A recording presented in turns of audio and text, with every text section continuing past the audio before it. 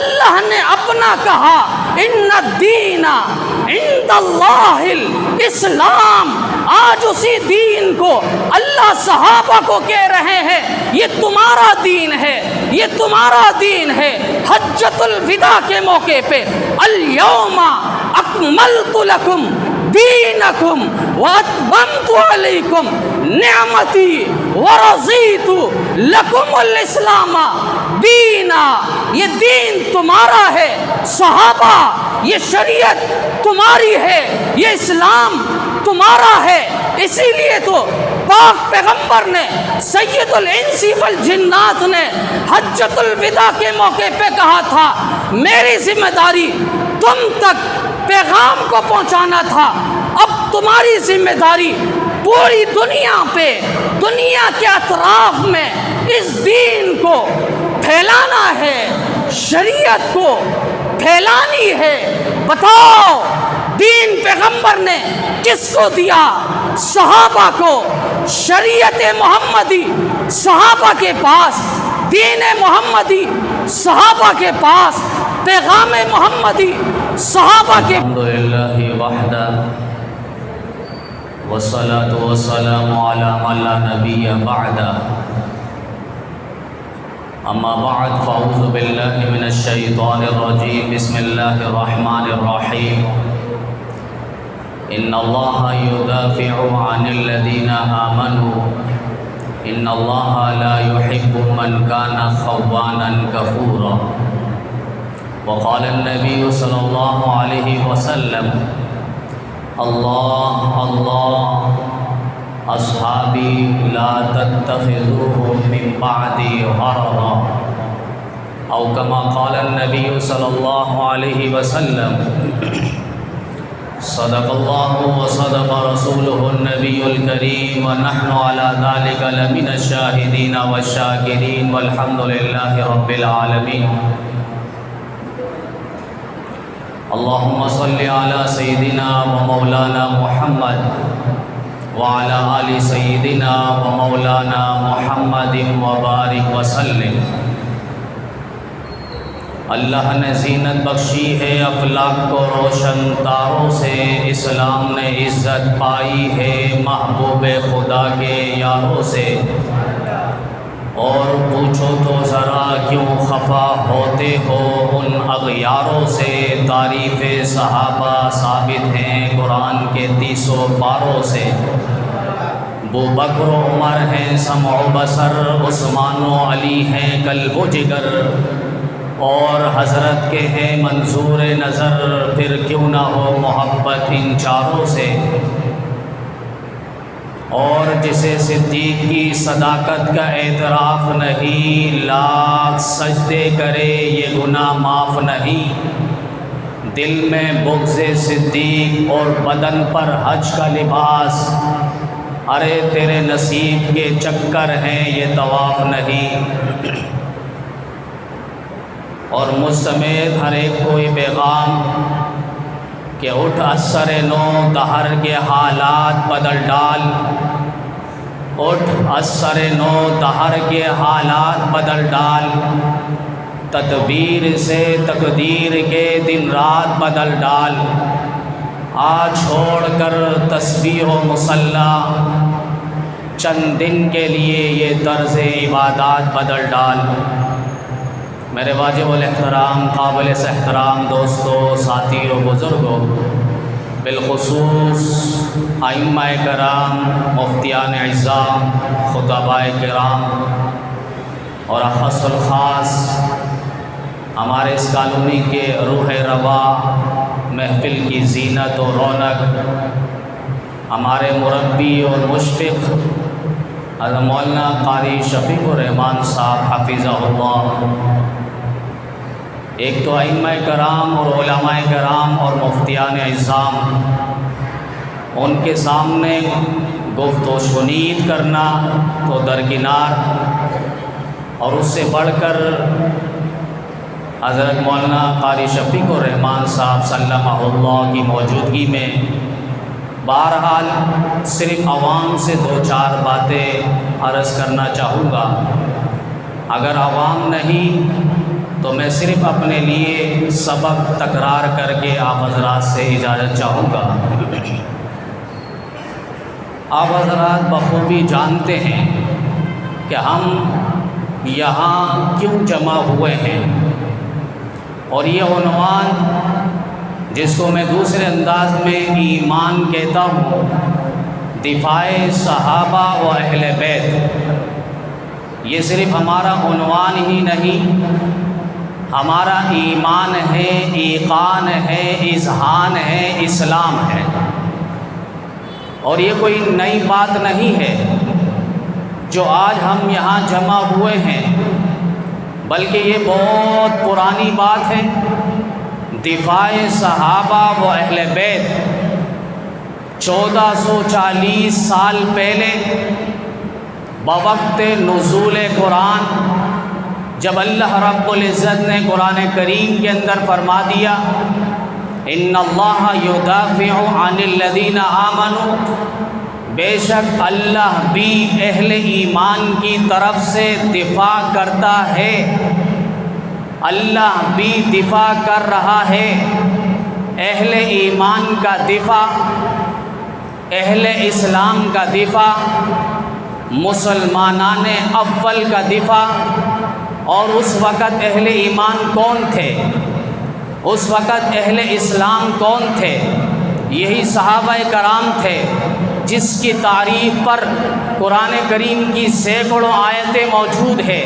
کہیں اللہ رب العزت دفاع کر رہا ہے، الا انہم ہم الصفہاء، تم لوگ بیوقوف ہو، یہ صحابہ بیوقوف نہیں ہیں۔ اولئک کتب فی قلوبہم الایمان وایدہم بروح من، اللہ رب العزت نے صحابہ کے دل میں ایمان کو، اسلام کو، مذہب کو، عشاق نبی کو، محبت نبی کو بھر دیا ہے۔ اللہ رب العزت کہیں دفاع کرتا ہوا نظر آتا ہے، لقد سمع اللہ قول الذین قالوا ان اللہ فقیر ونحن اغنیاء، کہیں اللہ صدیق کا دفاع کرتا ہوا نظر آتا ہے، کہیں اللہ رب العزت عثمان غنی کا دفاع کرتا ہوا نظر آتا ہے۔ لقد رضی اللہ عن المؤمنین اذ یبایعونک تحت الشجرہ، قرآن کے پارے کھولے، قرآن کی آیتیں پڑھے، قرآن کے جملے پڑھے، قرآن کے ایک ایک لفظ پر، ایک ایک آیتوں پر، ایک ایک جملوں پر، ایک ایک پاروں پر تمہیں صحابہ کی تعریف نظر آئے گی۔ جس دین کو، جس اسلام کو اللہ نے اپنا کہا، ان الدین عند اللہ الاسلام، آج اسی دین کو اللہ صحابہ کو کہہ رہے ہیں یہ تمہارا دین ہے، یہ تمہارا دین ہے۔ حجۃ الوداع کے موقع پہ الیوم اکملت لکم دینکم واتممت علیکم نعمتی ورضیت لکم الاسلام دینا، یہ دین تمہارا ہے صحابہ، یہ شریعت تمہاری ہے، یہ اسلام تمہارا ہے۔ اسی لیے تو پاک پیغمبر نے، سید الانس والجنات نے حجۃ الوداع کے موقع پہ کہا تھا میری ذمہ داری تم تک پیغام کو پہنچانا تھا، اب تمہاری ذمہ داری پوری دنیا پہ، دنیا کے اطراف میں اس دین کو پھیلانا ہے، شریعت کو پھیلانی ہے۔ بتاؤ دین پیغمبر نے کس کو دیا؟ صحابہ کو۔ شریعت محمدی صحابہ کے پاس، دین محمدی صحابہ کے پاس، پیغام محمدی صحابہ کے پاس، اسلام صحابہ کے پاس، قرآن صحابہ کے پاس، نماز صحابہ کے پاس، زکوٰۃ صحابہ کے پاس، نبی کو بچپن میں دیکھنے والے صحابہ ہیں، لڑکپن میں دیکھنے والے صحابہ ہیں، جوانی میں دیکھنے والے صحابہ ہیں، بڑھاپے میں دیکھنے والے صحابہ ہیں، نماز پڑھنے کی حالت پہ دیکھنے والے صحابہ ہے، نبی کو رکوع میں دیکھنے والے صحابہ ہے، حج ادا کرتے ہوئے دیکھنے والے صحابہ ہے، اسلام کے ایک ایک رکن کو پیغمبر سے لینے والے، پیغمبر کی ایک ایک اداؤں کو، وفاؤں کو، دعاؤں کو لینے والے صحابہ ہے۔ اور میرے پیر و مرشد مولانا اعظم طارق شہید رحمت اللہ علیہ کہا کرتے تھے کہ صحابہ پل ہے، اسلام کا پل ہے۔ دشمن جب ملک پر حملہ کرتا ہے تو سب سے پہلے وہ پل پر حملہ کرتا ہے تاکہ یہ درمیان سے پل گر جائے، ہم اس پر آسانی سے حملہ کریں گے۔ نبوت سے امت کا جو تعلق رہا ہے وہ صحابہ سے رہا ہے، اگر درمیان سے صحابہ کو ہٹا دیا جائے، درمیان سے صحابہ کو مشکوک قرار دے دیا جائے، پورا دین ہمارا مشکوک ہو جائے گا۔ باطل، لعین، غدار، بے وفا، ملک پاکستان، ملک و ملت کا غدار یہاں پر کھڑے ہو کر جو ان کی غلاظت کتابوں میں تھی، ہائے اللہ آج وہ غلاظت اس سرزمین پہ اسلام آباد جیسے حساس اداروں کے سامنے آصف رضا علوی صدیق اکبر کی گستاخی کرتا ہوا نظر آتا ہے۔ ہائے اللہ وہ صدیق جو بنیاد اسلام ہے، جو اساس اسلام ہے، جو اسلام کی جڑ ہے، اسلام کی بنیاد ہے، کلمہ سب سے پہلے پڑھنے والے ابو بکر صدیق ہے، مار کھانے والے ابو بکر صدیق ہے، صحن کعبہ میں جسے گھسیٹا گیا وہ ابو بکر صدیق ہے۔ آج بھی پہلو مصطفیٰ میں جو سو رہے ہیں ابو بکر صدیق ہے، اسے لعنتی ملعون کافر کہہ رہا ہے۔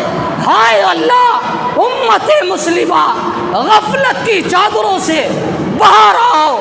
لاہور کے اندر یہی ملعون آگے بڑھتے ہیں، پریس کانفرنس کے اندر نبی کی توہین کرتے ہیں کہ نبی کی 4 بیٹیاں نہیں، نبی کی 1 بیٹیاں ہے۔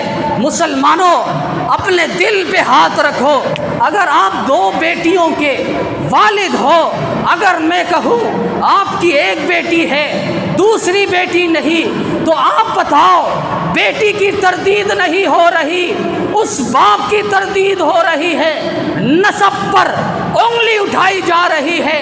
ہم کہہ رہے ہیں صحابہ کی بات سیاست نہیں ہے، صحابہ کی بات رسالت ہے، صحابہ کی بات عبادت ہے، صحابہ کی بات شریعت اسلامیہ ہے۔ جی ہاں، کراچی جیسے روشنی والے شہر میں دن دہاڑے میڈیا کی نظروں میں، کیمروں میں اور ستاروں حصاروں کے اندر اس گماشتے نے جس کے والد کا بھی پتہ نہیں، جس کے باپ کا بھی پتہ نہیں، اس نے امیر معاویہ رضی اللہ تعالیٰ عنہ جو پیغمبر کا سالہ ہے، جن کے والد نبی کا سسر ہے، جن کی بہن ام حبیبہ حضرت رملہ، مومنوں مسلمانوں ہماری اور تمہاری ماں ہے، اس بھائی پر، مسلمانوں کے خالو پر، امیر معاویہ رضی اللہ تعالیٰ عنہ پر لعن طعن کر کے گزر گیا۔ کوئی حرکت میں آنے والا نہیں، قانون نظر نہیں آتا، ادارے نظر نہیں آتے، گرفت نہیں ہوتی، سزا نہیں ہوتی۔ ہائے اللہ آسمان پھٹ جاتا، زمین پھٹ جاتی، دریا بہہ جاتے، سمندر اپنی طغیانی بھول جاتے، پرندے اڑنا چھوڑ دیتے، انسان اپنی طاقت کو فراموش کر دیتا کہ اس دھرتی پہ صحابہ کی توہین ہو رہی ہے۔ ایک توہین اس دور میں بھی ہوا، حضرت مولانا عبدالشکور لکھنوی رحمۃ اللہ علیہ مسلمان پریشان ہے، قانون کے دائرے پہ ان کو سزا دی جائے۔ عدالت لگتی ہے، جج کے سامنے ذاکر، مجتہد، ملعون، کافر آتے ہیں اور وہ اپنا عقیدہ رکھتا ہے کہ دیکھو ہماری کتابوں میں لکھا ہے کہ ان پر لعن کرو، ان پر گالیاں دو تو ہماری عبادت ہے، ہمارا ثواب ہے، ہم اپنی عبادت سے اور ثواب سے نہیں ہٹ سکتے۔ جج نے مسلمانوں سے پوچھا تمہارے پاس کیا جواب ہے؟ انہوں نے اپنے عقیدے کا اظہار کیا ہے، تمہارے پاس کوئی جواب ہے؟ اگر نہیں تو اگلی تاریخ کا تم انتظار کرو اور دلیل لے کر آؤ۔ بالآخر عدالت برخاست ہوتی ہے۔